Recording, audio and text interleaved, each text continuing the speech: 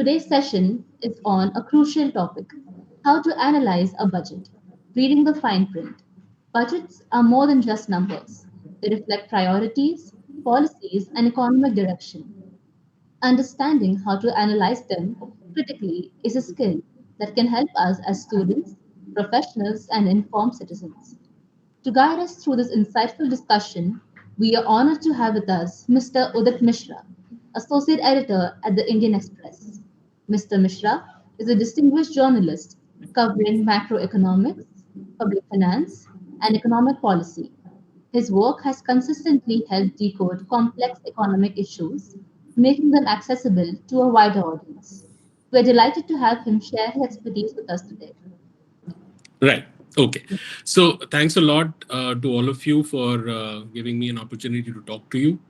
Um, I've been tracking the economy for better part of 2 decades now, and in particular, the budget is a very crucial component. A lot of people now say that budgets are no longer important because frankly policy can be unveiled anytime, decisions can be taken anytime, and that is true. That is very true. But all the same, budget tells you the first of all the health of your government's finances, and it also tells you a lot about how your government thinks about economic growth or the economy per se, the vision it has, the understanding it has. Now, I wanted to share first the quote of a former British Prime Minister, Margaret Thatcher. And I wanted to put this up. I'll read it, but it's important for everybody to sort of take some time and just understand fairly straightforward thing, but very important thing that she's saying about how governments are run. She said that let us never forget this fundamental truth. The state or the government has no source of money other than the money people earn themselves. If the state or the government wishes to spend more, it can do so only by borrowing from your savings or by taxing you more. It is no good thinking that someone else will pay. That someone else is you. Now, the reason why I'm sort of sharing this is that um, often it is thought, if you sort of ask anybody before a budget, or if you think of yourself also, I suspect this would be true, that everybody has two demands from the government. They say that the government should tax us less and it should spend more on something. Somebody would say defense, somebody would say education, somebody would say help the poor. But there is an inherent contradiction in this, or a sort of lack of understanding that the government has no money of its own. All the money has to come from the people. Whatever we earn, and we earn from what we produce, whatever we generate as income, that a fraction of that will go to the government. So this is very central to understanding what's happening in the budget. If we the government's budget is different from your budget or my budget. That is true because the government can borrow far more. It is the biggest borrower in the economy. But there are limits to how much a government can borrow. And to a great extent, this basic budget constraint, as it were, for the budget has to be understood for the government also. It applies. Um, Now, if we go to the next slide, if you could move to the next one. So I'm just giving a brief overview, and then maybe we can come to more fine print, a few examples of that. But so a budget is telling you about four things. One, the government's income in the previous year. So budget is presented on the 1st of February now in India. 1st of February falls at the fag end of the financial year. So the budget is telling you two things. How much did it earn this current financial year? How much would it earn next financial year? That would start from 1st of April. Secondly, how much is it spending? Its expenditure in the current financial year and its expenditure in the proposed expenditure in the next financial year. And it also tells you where is it going to earn from and how much. It also tells you how much is it going to spend and on what issues. And between these combinations of where what it taxes, how much it taxes, and on whom it spends and how much it spends, that is a lot of government's priorities. So if government wants to sort of incentivize software exports, in companies like Infosys, when they were starting out, it gave a tax holiday, it gave a tax relief. They said, we'll not tax you because you want to promote it. On the other hand, the government could decide that some kind of activity, say investing or betting in all kinds of apps or cryptocurrencies, is, suppose the government thinks that we want to tamp it down or earn from it, it can raise taxes on it. So it can tweak the way the economy functions based on its income and expenditure profiles. The third thing, which is very crucial, is government's borrowing. Typically, fiscal deficit is the number that we talk about. Borrowing is typically the gap between income and expenditure in a budget. And as I mentioned in the statement earlier by Margaret Thatcher, the government has to meet its gap by either borrowing from you the people, from whatever money you might have saved, or by taxing you, right? So the borrowing part comes in when the government says, okay, I wanted to spend 120, I only have got 100 rupees. So these extra 20 has to be borrowed from the market. When government borrows from the market, it leaves less money for individuals like you and me to borrow. So I might want to borrow it for a car loan. Somebody else might want to borrow it for a home loan. Somebody else might want it for businesses. Actually, business is the biggest other commodity, I mean, entity that wants to borrow. And what will happen is that if government is borrowing a lot of money from the market, there'll be less money left in the market for others to borrow, and the interest rates that will be demanded on that money will go up. So too much government borrowing typically makes borrowing costs go up for everybody in the economy. So that's the salience of borrowing. And the fourth thing that you will understand when you look at a budget and you read the budget in that light is the economic philosophy or vision of the government. Um, to give an example of economic philosophy or vision of the government is that, you know, the current government, which came to power in 2014, Prime Minister Narendra Modi made a very clear break by saying that the government, his motto was minimum government, maximum governance. Now, we'll keep aside whether that motto has come true or not, but it's an economic philosophy which says that we want smaller government. It's the same thing that you're seeing a lot, hearing a lot about in the US right now under President Trump, wanting the government size to be reduced. Let the private sector take the lead in all the economic activity. And to that extent, the Narendra Modi government in 2019 in particular gave a massive corporate tax cut also to push the supply side of the economy, to push the producers, incentivize the producers to take greater part in the economy. That's the economic philosophy of it. And this year's budget, you might have noticed that the government has given a massive tax break to income taxpayers. So that's another way of sort of looking at the economy, which is to say, okay, maybe we need to boost consumption. Not the supply side, boost consumption. A reading of that decision is that perhaps the supply side measures were not working. The government was trying to give a tax break to the corporates, and they had not come to the party. They had not started investing. And when the government asked the corporates, they said that because there is not enough consumer demand.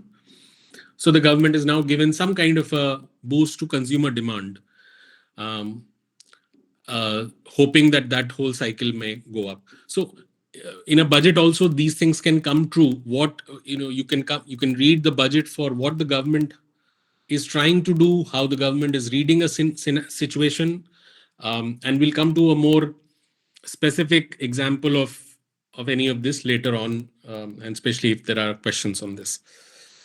Next, can we look at the next slide? Yeah. Now, Very quickly, some of the terms which are very important. Now, often we talk about, when we talk about GDP, all of you might have read about GDP and heard about GDP. It's basically the real GDP, you know, and real GDP is essentially a GDP from which the effect of inflation or prices has been taken away. But the most important number I would say in any budget is to look at the nominal GDP or nominal GDP growth rate. These are the numbers that you have to look at always. The first thing you have to look at, because these are the starting point of any budget. A nominal GDP is basically the GDP in current market prices terms. So, for example, if I say that my salary is 30,000, that's my nominal salary. Now, I might say that, listen, I'm just as well off at 30,000 as I was at, when I was earning 25,000, because the prices have taken away the increased effect. 2 years ago, I was earning 25,000, but I'm no better off at 30,000 because prices have also gone up and they've actually eaten up the 5,000 increase that I've got. So my real salary is only 25,000. So nominal GDP is the everyday price level GDP. Basically, it's the total output of the economy in everyday prices. And this is important because it is the observed data. Real GDP data can be contested, and those debates also you must have read in papers, people disagreeing with government GDP numbers, quibbling over whether revisions are happening, how much revision is happening or not happening. That's because it's a derived number, real GDP. Nominal GDP is the observed data. So there is a sanctity with observed data, that you can see. You and I both can agree that my salary is 30,000. So there's no confusion in that. So nominal GDP is important, A, because it's the actual observed data. Secondly, the starting point of any budget is, what is my nominal GDP this year? How much would it grow next year? If it grows by 10%, then how much can I spend on what? Right? So that becomes the starting point of the budget.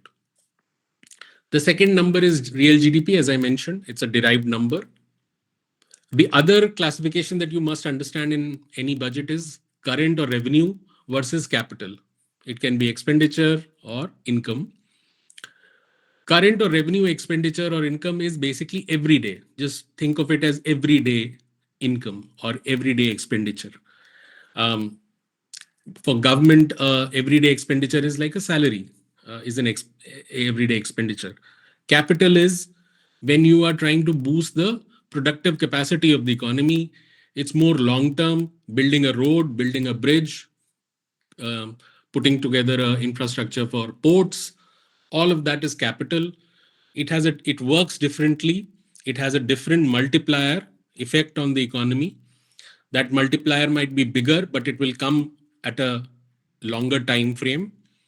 So 100 rupees invested towards building a port may give a return of 400 rupees to the GDP, to the overall economy, but it may come over 4 years, whereas 100 rupees given through salary will have an effect of only 100, or 100 rupees, 101 rupees, but it may have that effect very quickly.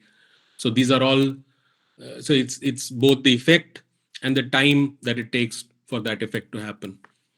So you have current or revenue, expenditure or income, and capital and expenditure and income. And then you have fiscal deficit, as I mentioned. Fiscal deficit is always part of, as a percentage of nominal GDP, it is talked about. Fiscal is essentially everything to do with government expenditure or income. So fiscal policy is essentially about that. And fiscal deficit is basically the gap between what the government is spending and what the government is earning. And in any developing economy, but in fact, even say in the US, you can see that there's a massive deficit because, sorry, because even for a rich economy, there are needs that only income will not bridge. So they have to spend more. But prudential norms in India have said that our fiscal deficit should not go in any particular year more than 3% of nominal GDP. So nominal GDP is also important for this reason, calculation of the fiscal deficit. So what actually the finance minister would do every year is that first they will figure out what is the nominal GDP. If the nominal GDP is, suppose, 100 lakh crores, I'm just giving an example, then, and they'll say, okay, and I cannot go beyond 3% in terms of borrowing, in terms of fiscal deficit. So that means I cannot borrow more than 3 lakh crores. So she keeps that 3 lakh crores separate. Then she figures out how does she have to make the budget, because she knows that she doesn't want to exceed the 3 lakh crores, which is the prudential norms. It's not as if governments don't exceed that. Narendra Modi government, since 2014, has never met the 3% mark for fiscal deficit. But there have been reasons for it, and governments have it's not such a hard budget constraint for governments. Then the element that a lot has been talked about is capital expenditure, which is basically government spending on improving the productive side of the economy. The original wisdom of FRBM Act, which the Fiscal Responsibility and Budget Management Act that was brought in by the Vajpayee government in 2003, the original wisdom of that was that it had two requirements. It had requirement of containing your fiscal deficit to 3% of GDP and reducing your revenue deficit to 0%. Sorry, I missed the revenue deficit bit. Revenue deficit is basically, the deficit between your everyday income and everyday expenditure for the government. So the idea behind FRBM was cut down your revenue deficit to 0. So do not borrow money for your everyday expense. So don't borrow money to pay people's salary. Whatever you borrow should not be more than 3%, and all of those 3% should be used for capital expenditure to put in to the productive side of the economy. Because money spent towards capital expenditure will have a much bigger multiplier effect. It will eventually pay the economy more.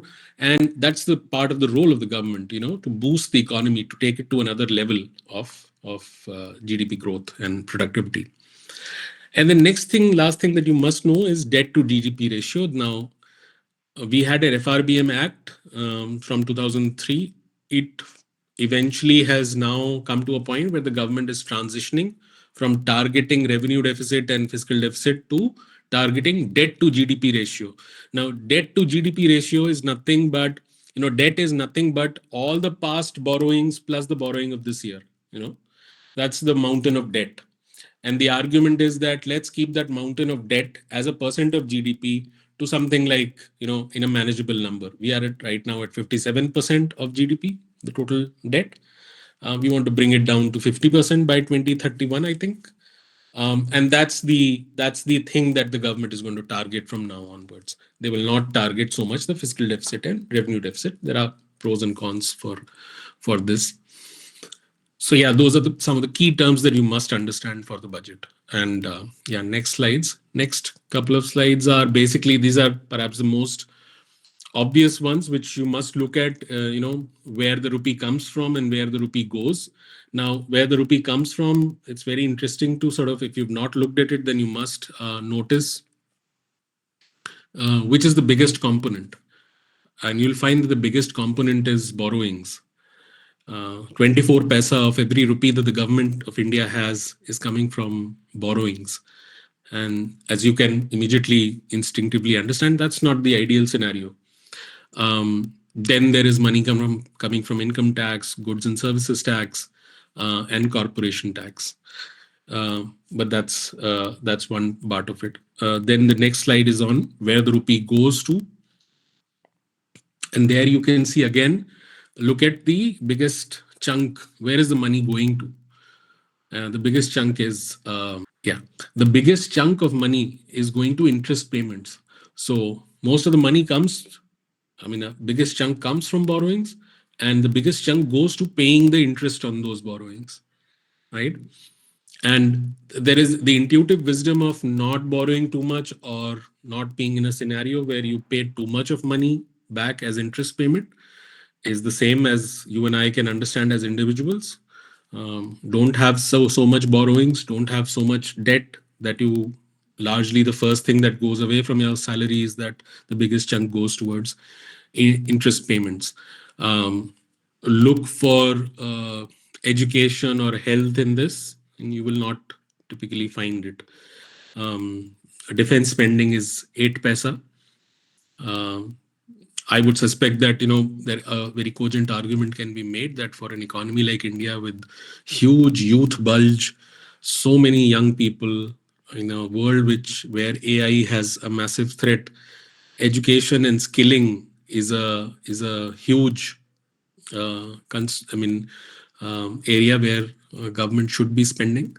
So yeah, it just gives you a sense of where the government's money is going, and it's worth looking at it. Okay, the next slide.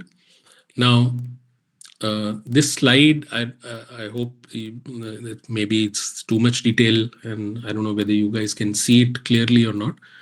And this is slightly dated because this I had made in January, February before the GDP data got revised last Friday. But it mostly would have the same instructive feel. I don't think it will change too dramatically. I wanted to just share with you. This is over the last 10 budgets that I have shared this with you. And so it gives you a very it's not about finding faults with any one government or finding faults with one particular budget. I've taken 10-year period just to make it instructive to anybody who's interested in India's budget and budget priorities of where we are going. I'll just make it bigger on my screen so that I can read it. And the first thing to note in this is the nominal GDP of India.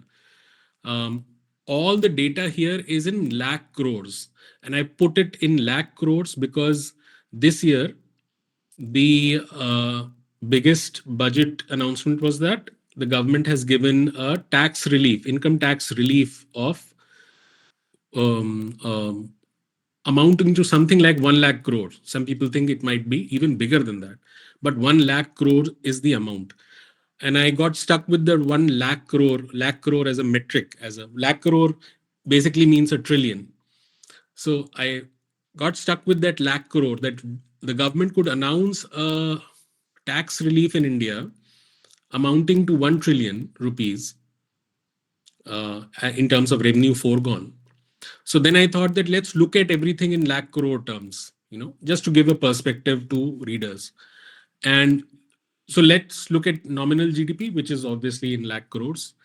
In 2014, we were 14-15, we were 124 or roughly 125 lakh crores. And by the end of this year, we'll be 324 lakh crores. Um, this number has again gone up because of the revision, but I'll not vitiate the whole analysis because otherwise I'll just keep going, changing the numbers. Let's take this as an instructive thing, which means a compounded annual growth rate of 10%. That means every year, roughly, it will grow up. Our nominal GDP grew by 10%. Now, the way to understand this is that if 10% is your nominal GDP growing, and RBI has a target that inflation should not be more than 4%, consumer inflation should not be 4%, more than 4%, then you're looking at 6% growth rate, right? The effect of inflation from nominal GDP can be taken away, and the rest is the real growth rate. That's one way to just sort of think about it and get it in perspective. Now, nominal GDP of India has grown by 10% over the last, 10% annually over the last 10 years. But I also wanted you to sort of look at the other numbers. Nominal GDP of an average Indian, and this is very salient to my mind. I mean, a lot of people don't understand. um, I at least feel that there's a lot of, I mean, it's good to be optimistic, but it's also very bad to forget the reality. The nominal income, as it were, economic output per person in India was 98,405 rupees as of 2014-15, and as of end of this year will be 2,30,000. This is annual output, right? And you think of it this way, the income tax relief that has been given is for people earning up to 12 lakh rupees, right? Average Indian earns 2 lakh 30,000. So India is a country which taxes people who on an average earns 2 lakh 30,000 to give income tax relief to people who earn 6 times more. So that you should keep in mind when we sort of look at uh, this budget number of saying that the government has given such a lovely relief. You have to understand where is this lovely relief coming from. If you go back to the slide on where the money comes from, income tax now gives you more income, most taxes, and you have effectively cut down all your tax base, a substantial amount of your tax base. Anyway, I'll answer all the questions once we are done. I notice somebody has raised a hand. But I just wanted to give you this number, and the look at the annual growth rate. So that has gone up by 8.9%. So the average Indian's income has gone up by 8.9 when the total income has gone up by 10% annually. I've also given the number for average expenditure of the Indians, of an average Indian, and look at the expenditure, and that has gone up by 9.5%. So there's also this gap between what the average Indian, how his or her income is growing every year, and how the expenditure is growing. And you know what happens when expenditure is growing at a faster rate than income. Look at another set of data, which is corporate sales. Now, sales is these are corporates. I've taken the non-financial corporates. The people who would sell, say, goods like Complan or whatever. Shampoo, cars. The sales of corporates have gone up by only 4.7%, less than 5%. So nominal GDP is going up by 10%. Sales are growing by less than 5%. And look at corporate profits. They have gone up by 18%, over 18%, right? What is that telling you? That we are a country where corporates are making huge profits without actually having so many sales, right? And what is the way to read this is that then you should not be surprised in an economy where corporates can make 3-4 times the profit of that they in terms of as a measure of sales. If they are able to make profits without selling as much, then why would they invest? One of the great concerns over the last 4 or 5 years that the finance minister has had is that we've given you tax breaks, we've spent a lot of money in terms of building capital expenditure and everything, roads, bridges, and private sector is not investing. They're not creating new capacities. One reason for that could be that corporates till now have had it so lovely that they've had massive profit growths without having to sell more. And the reason for that is corporate tax cut. Why did corporates have so much profits in excess of sales? Uh, is because a lot of their profits are essentially driven by the fact that the government doesn't tax them as much. Anyway, I don't want to get into debates on that. I'm just putting the numbers here. Now, that is the structure of an average Indian and a corporate India and the nominal GDP. Now, look at the budget numbers, the size of the budget. So, the size of the budget has grown by 11.8, roughly 12%, right? So, the nominal GDP has grown by 10%, the size of the budget has grown by 12%. So, if the size of the budget essentially means the total expenditure of the government, that is the size of the budget. So, that means government was a bigger government today after 10 years spends more in relation to the GDP than it did earlier. So that puts into perspective the minimum government bit. Is the government really minimum government in India? Has that happened in the last 10 years? If you look at the budget numbers, that hasn't happened because the size of the budget has grown faster than the nominal GDP.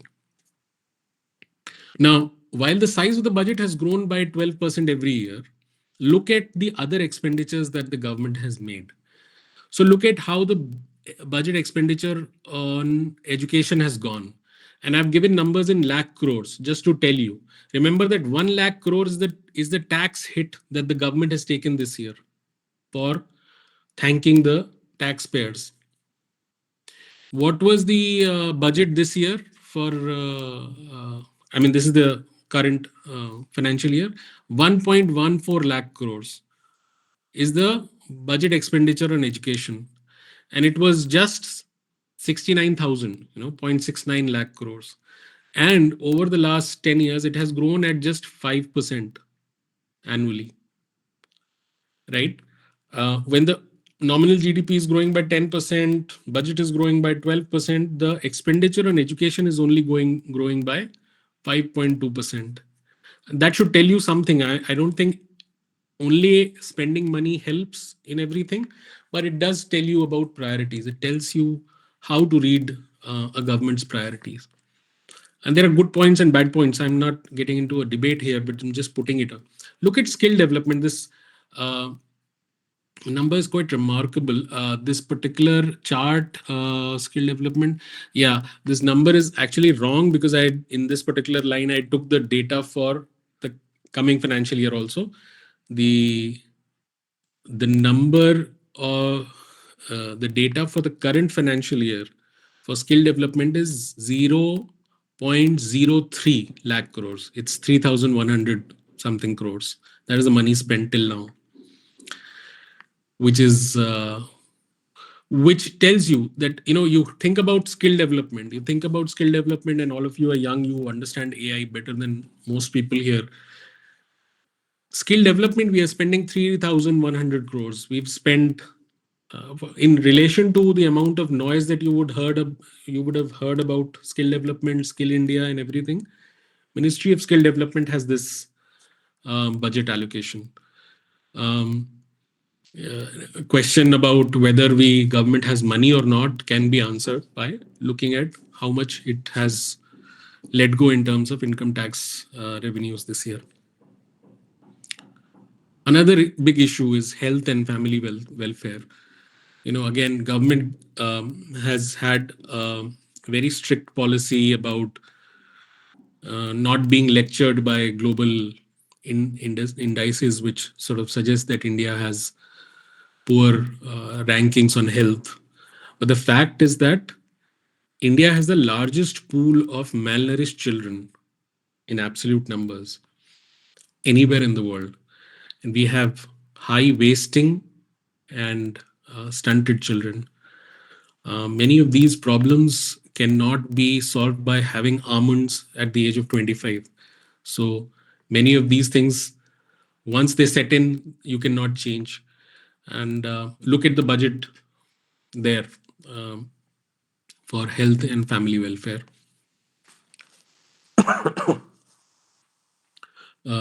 It has perhaps grown at a more rapid pace than the nominal GDP, but just the sheer size that even as of now, as of today, this financial year, the total budget expenditure on health and family welfare, that's a fair amount of terrain, is just 89,000 crores.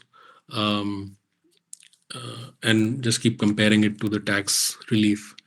Budget on MG Narega, which is unemployment, basically a safety net, is roughly the same as health.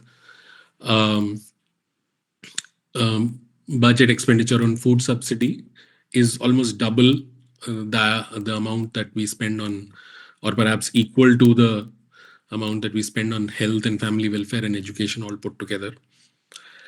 The salutary bit in this scheme, the table that you can see, is the capital expenditure in the budget, which is that it has gone up quite substantially from roughly 2 lakh crores to over 10 lakh crores.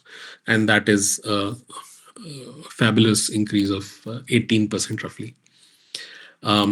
Fiscal deficit, or the amount of money borrowed by the government in any particular year, that has grown by roughly 12%. So if the nominal GDP of the country is growing by 10%, If the size of the budget is growing by 11.8% and the fiscal deficit is growing by 11.9%, that you understand that government is spending more, and government is spending more by borrowing more, because all the metrics are growing at a higher rate, in relative sense. Okay, that is one set of bits. If you could get to the next one. Um, Yeah. So another, I just wanted to pull everybody back and say that often it is not well understood that in any one particular year, the challenge before the finance minister is quite sharp. Budget goes up any one particular year by only 6 or 7 or 8, 9, max 10%, from one year to another.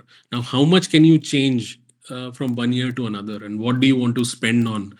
I'm sure that if you guys just take some of these priorities, health versus defense, which should the government spend more on? Education versus infrastructure, skilling versus agriculture, income tax relief or corporate tax relief, fiscal deficit or food subsidies. These are all, these burning debates. All of us can debate till the end of the day. What should the government be spending more from the extra 10% or 8% that it has in its hand from one year to another? And as I mentioned, that there are unrealistic expectations from the finance minister always to sort of cut your tax burden and increase spending on something else. There's this bit also about the unfortunate bit with in the last few years has been that our budgets, as soon as Finance Minister Nirmala Sitharaman, and she seems to be having a tough time in this regard. Every time she presents the budgets, very soon after, within weeks, something happens which completely upends the global economy, and has massive implications for the Indian economy. In 2020, it was COVID. So all of a sudden, all the budget numbers went out of the way because in February, they presented the budget, 1st February. And this government had pulled up the numbers, the date of presentation of budget from 28th February to 1st February. And I think Russia invaded Ukraine on the 15th February. So frankly, if it was the old way on 28th February, then perhaps they would have known that Russia has invaded Ukraine. But on the 1st, we presented the budget. 15th, Russia invaded Ukraine. The world. Sorry. That was about the Ukraine. That was in 2022. But in 2020, it was COVID. Immediately after the budget presentation, totally appended the budget. In 2022, it was Russia's invasion of Ukraine. In 2024, we had the Lok Sabha election that changed the way the government was sort of looking at budgets. The interim budget and the final budget for the year shows that difference if you look at the way the government has approached them. And this year, again, Donald Trump's presidency and the tariffs and the way that may totally unravel the global economy. That is, again, this thing. Now, lastly, I want to just because something about more about fine print was talked about in the presentation. I just want to take 2-3 examples. In the next slide, perhaps. Unfortunately, I didn't have enough time to put the charts here, but if you guys want, I'll share the charts and pull them out later on. Now, the 2-3 things, like when you say fine print of the budget, I'll start with health budget because I was really struck by that. So in the budget presentation for 2021-2022, that is 1st February 2021, India has just come out of the first wave of COVID, in which not many people died.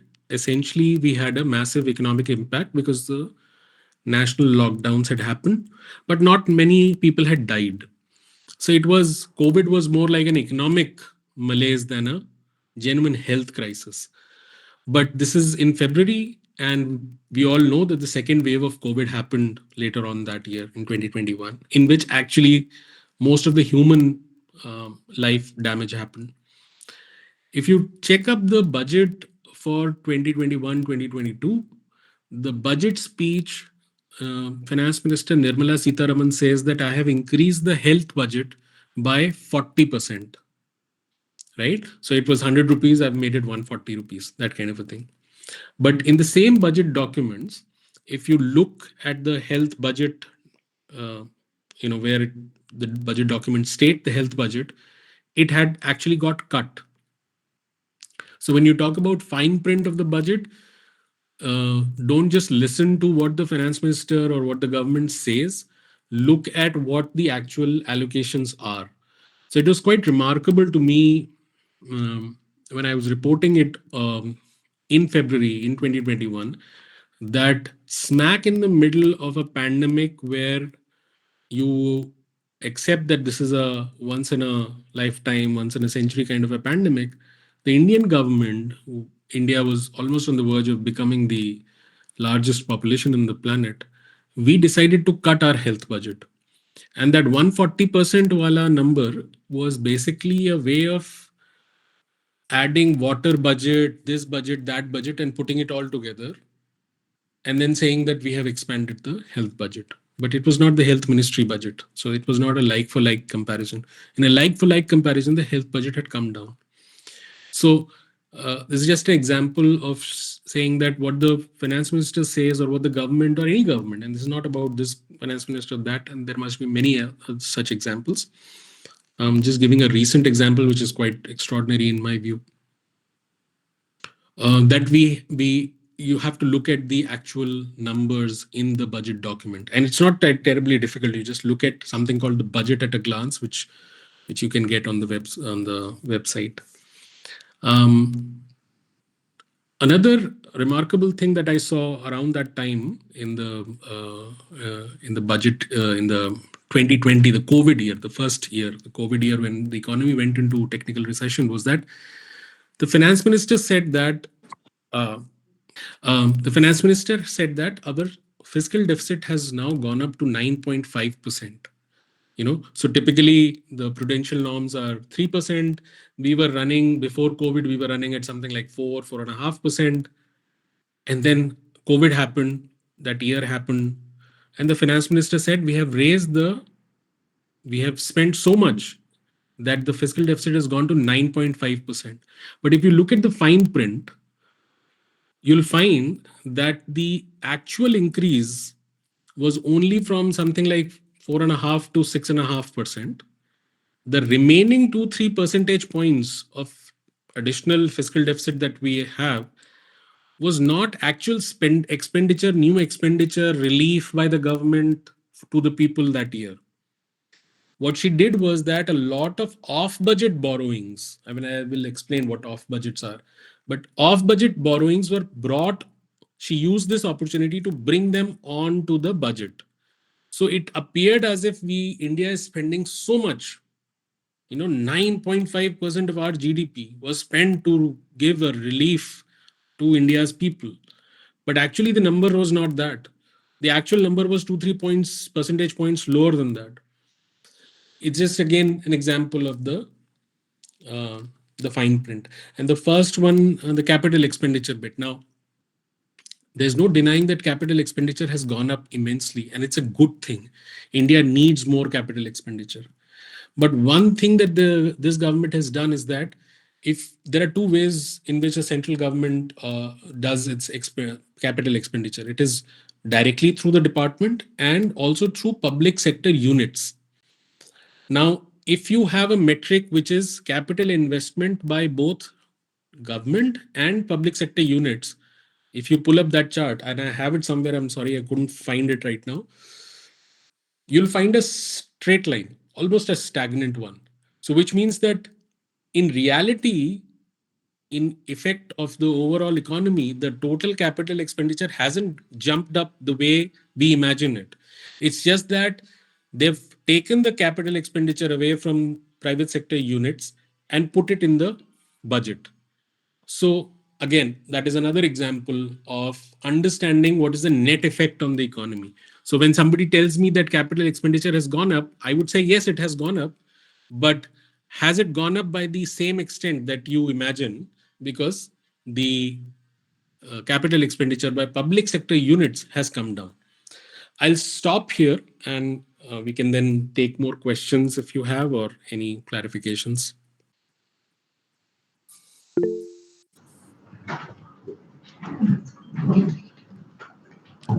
So he's asking, do you think the new tax regime is a feasible option in terms of mobilizing direct tax revenue for the central government, or is the indirect impact on consumption boosting through higher disposable income worth a try?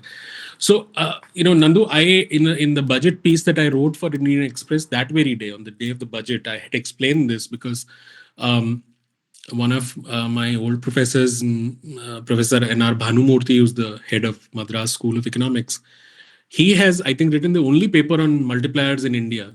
And if you look at it, it'll tell you that the multiplier for such a tax cut is one, roughly, which means that if the government gives 1 lakh, um, so I'll first answer the bit on boosting consumption bit, you know. So a multiplier of one means that if the government is giving 1 lakh crore tax cut, suppose, let's give it, then all of that 1 lakh crore will go and immediately the GDP will go up by 1 lakh crore, right? Suppose that happens. Let's take one scenario. India's GDP is 324 lakh crores. So what is 1 lakh crore over 324 lakh crores? What is that percentage? You can calculate that and understand what will the multiplier is only one. Huh? It's not multiplier is not 4 or 5 or whatever. I know one of the former chief economic advisor has given a multiplier of 5, but that just shows his ignorance and perhaps his desire to cozy up further. But um, the multiplier is only one. So that is one. In the last few, another way to look at it is, in the last few years, several state governments have been throwing money at people across political parties. They've been promising money, giving money, women ko itna, bachcho ko itna. And if you add all of that number, that comes to like anywhere between 2 to 4 lakh crores, right? So if in the last 2 years, with the election cycle and everything, if political parties have been spending something at additional money of 2 to 4 lakh crores, how much has that done to your economy? You know, India's growth rate has decelerated from last year to now. That consumption thing has actually got worse this year. All the news that you would hear from FMCG companies and car companies and everybody is now saying that they're not buying enough. So that hasn't really helped. So if 4 lakh crores or 3 lakh crores additional money spent didn't help that matter, will this 1 lakh crore help? Another way to look at it is, will all this 1 lakh crore get spent? It won't. So it would actually differ on how much of this would be spent. How much of this would be spent on Indian goods and how much would this be spent on imported goods? If it is on imported goods, that money will go out of the country. It won't add to GDP. GDP's definition is within the geographical boundaries of India. If I wanted to buy a Japanese pen, then I will spend money that will go to Japan, right? So if you, frankly, at my income scale, if you've given me some money, additional 30,000 in a year, I would say, let me buy another Sailor fountain pen, because that is the kind of expenditure I will have. It's more that kind of expenditure because I'm not as poor as 2,30,000, which is the average income. If you were giving it to the poorest people, then the bump in consumption would be more because they had a higher marginal propensity to consume. Any additional money spent largely on consumption. Another way to look at it is last year's budget, that was just 6-7 months ago, which was in July. The government increased the tax rebate to 7 lakh crore, 7 lakh salary income, sorry. Direct income tax relief was given to 7 lakh annual income. And I remember in the newsroom, everybody saying, this will just boost consumption like anything. 7 lakh, it is unheard of. Uh, People earning up to 7 lakh don't have to pay a single penny in income tax. But since over the last 6-8 months, you look at all GDP numbers, all will show some weakness in consumption. So it's not as if This is that kind of a boost that will just totally trigger the and you have to ask whether a direct tax cut was the right way. If you were to reduce GST, I mean, do a thought experiment, do it in your classroom. If India's GST was 5%, one rate 5%, everything from Mercedes cars to toothpaste to Hawaii chappal, what will happen? Things will become more affordable. People will buy more. Everybody would find the inflation coming down. You will unlock far more disposable income as against direct income tax. Why? Because income tax is paid by very few people. It's just a handful of 1 crore, 2 crore, or something that actually pay income tax in this country. We are a population of 140 crores. So, if you wanted to give a tax, if you wanted to give a tax relief from the point of view of boosting consumption, why didn't you cut GST?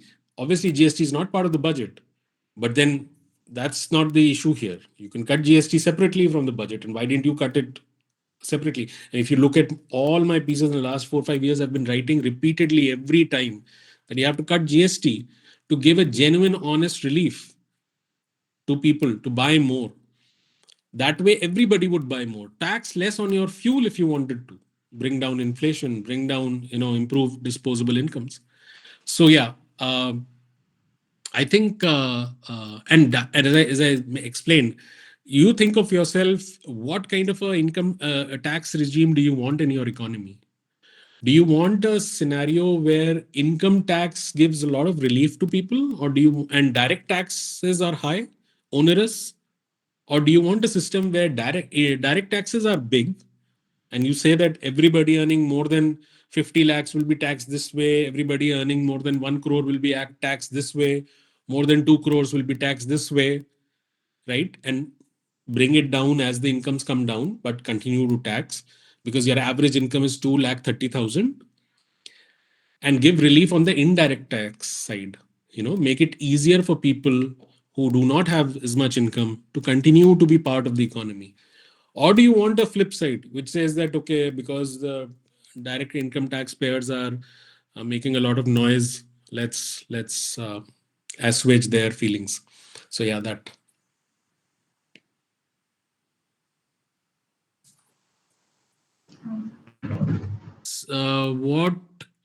What should we keep for the next year's budget? So yeah, I mean, this is a very important thing. One way of reading the fine print is that the media or the government will always tell you largely about what the government is saying in the budget about the next financial year. What will we do? What will the government spend on? What the government, the lovely rosy notions about the next financial year. But one way to read the budget is to read the budget of what happened last year. Look at what the government promised last year in budget estimate and what are the revised estimates. That is one way to look at it. So Ridhima's question is very relevant in that sense. I would say that this year's budget's big bet is the consumption question that I think Nandu also asked, and I think the way to look at it is that the union government has been trying to, I feel, very incorrectly, badly timed decision to give a corporate tax cut in 2019. We had a consumption slowdown in 2019. We should have given a tax cut in 2019, an indirect tax cut in 2019, and perhaps followed up with a corporate tax cut today if things had moved in the right direction.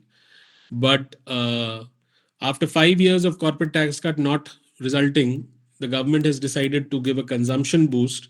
So the next obvious question in next budget would be to figure out how does the government see the consumption bet coming off? And you will have to read the budget from that perspective. Is the government happy with the consumption boost it got? And where is the government sort of going to make up for these losses?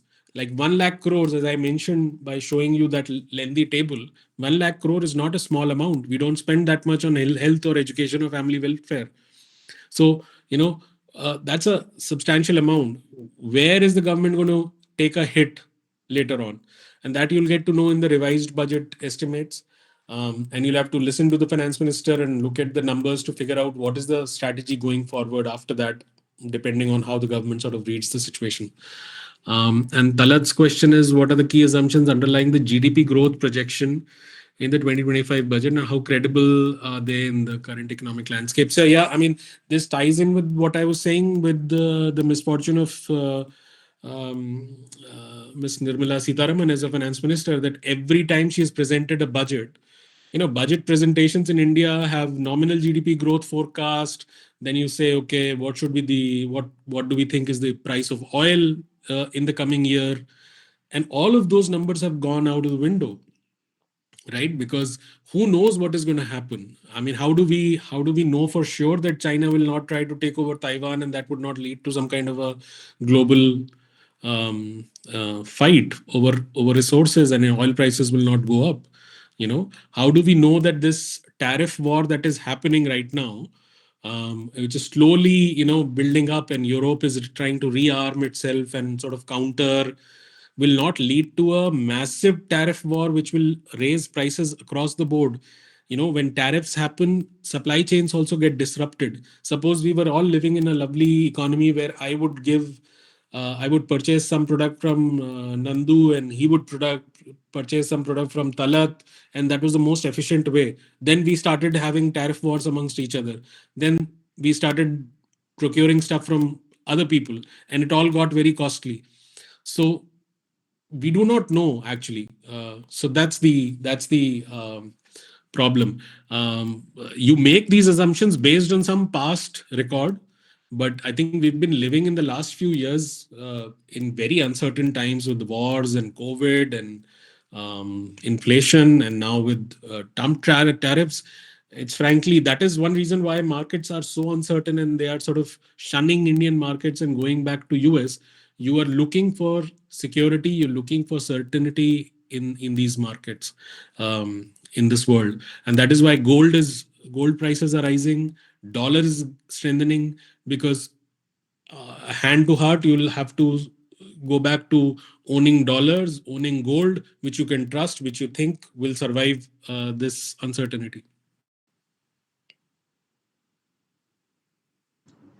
Yes, so we have one more question lined up.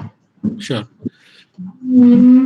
Abhimanyu's question is, we've talked a lot about figures in today's session, but don't you think that under that fine print, there's a hidden irony of how every Indian taxpayer is not benefiting from those set figures, but assume some concentrated places under the high investment? Yeah. Yeah. So, I mean, I'll tell you, in today's front page news in Indian Express, you might have read, is about how government is going to come out with the PLI 2.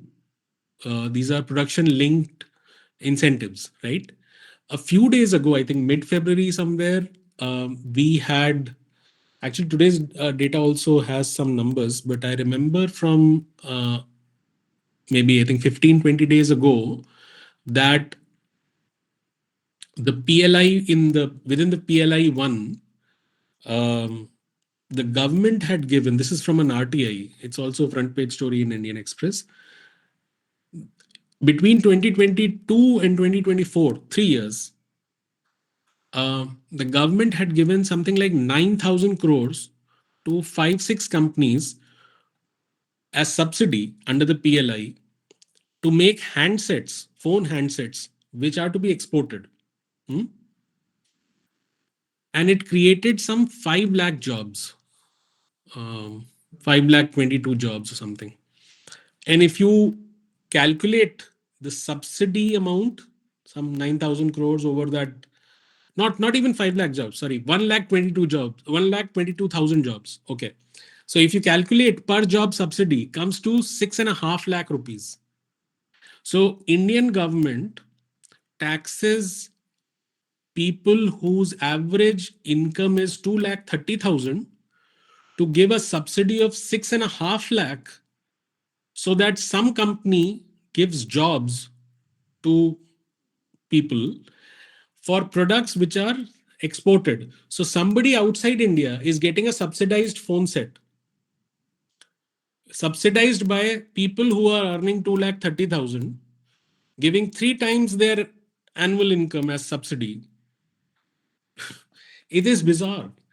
it is, these are the choices you have to ask. Why would a government want to do that? Why are we giving subsidies, PLI subsidies, to companies? Why aren't we spending that money on education, skill development, or anything? Giving 9,000 crores as subsidy for PLI over handsets, and just 3,100 on skill development. I mean, you, you have to ask. Sir, you just pointed out that the nominal GDP of average Indian in that point, in the table that you were showing, you said that the government was charging, Indians who earned around 2.5 lakhs to exempt those who were earning 6 times more. I didn't quite get that. Could you please explain that again? Okay. Okay. Should we take all the questions, or do you want to go question by question? Sir, maybe you can answer this and then we Okay. can. Sure. So the basic idea is this: that imagine a country where the average income, arithmetic mean, is 2,30,000 annually, right? That part you understand, right? That's the average GDP, per capita GDP, right? And then comes income taxation. So income taxation is direct taxation, as against indirect taxation, which is GST. In direct taxation is considered more progressive, because you can go to the richest man and tax them more, and you can leave the poorest, right? So it's considered to be fairer, more progressive. Whereas indirect taxation is considered to be regressive, because suppose the tax on toothpaste is, suppose, 50%, then Mr. Ambani also pays 50% tax on toothpaste. You also pay 50%, and maid also pays, and the rickshawala also pays. But obviously, the rickshawala is hit more than you or Mr. Mukesh Ambani. So it's regressive in that sense. So direct taxation is considered to be good as a tax policy. It is better to have direct income tax. Now, if you have an average income of 2,30,000 in an economy, do you think that the taxation relief to people who are earning 6 times more than that, 12 lakhs, is roughly 6 times more than that, right, is a genuinely good move?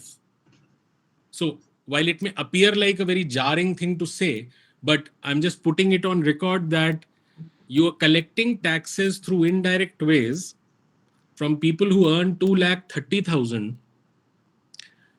to give relief to people whose annual income is all the way up to 12 lakhs. That's the anomaly in this. I mean, it looks very unfair. Whether you do it or not, that's a different matter. Governments are given democratic right to decide. But the basic idea behind it, because as I said, the notion that we are giving, the government is given this tax relief, it is just a relief that people, because government doesn't have any of its own money. It's all money coming from the people. So if the money is coming from the people, where is this money coming from a population which has 2,30,000 on an average, and that is arithmetic mean. Many of Right. you might understand the difference between arithmetic mean and median. The median incomes in India would be even lower, right? So Yes, you sir. charge you're raising money from an economy which is that poor to give relief to people who are earning 6 times more. That is the odd thing. Sir, so I have a question. You have mentioned some fine print examples in your last slide. Can you just tell me, how you recognize, particularly in the fiscal deficit of 2020 and 21, that there was some kind of, unethical thing happening, or whatever it is, like No, that no, you. it was very well stated. Nobody, I mean, often the media doesn't tell you everything that you should be told, but the finance minister was upfront saying that I had like 2.5 percentage points of off-budget borrowings, which other units were doing outside the government, which I was not using in the budget until last year. I'm bringing them on the budget numbers, and you can see the additional borrowing that you're doing is limited, and you're just putting additional numbers on the balance sheet. So Okay. the additional borrowing you're doing is only 2.5, 3 percentage points, right? To actually spend for the people. And then what happens to the last, between 6.5% of the GDP to 9.5, that additional 3 percentage points are just a entry that we were borrowing elsewhere in the past years that has now been brought into the thing. But you take credit for 9% of GDP. It's like, I give you 100 rupees, but I tell everybody that I've given you 200 rupees. Uh, but the other 100 is the money that I gave you 5 years ago, right? But I will tell everybody that he was going through a tough time, I gave him 200 rupees. I take the credit for that. It's a fine print kind of a thing, but it also tells you that if you were thinking that the economy will benefit because, or you would benefit because I've given you 200 rupees, if others were thinking that he has given 200 rupees to him, why isn't he spending that much? Why isn't he better off than what he is? The truth is that you only had 100 rupees.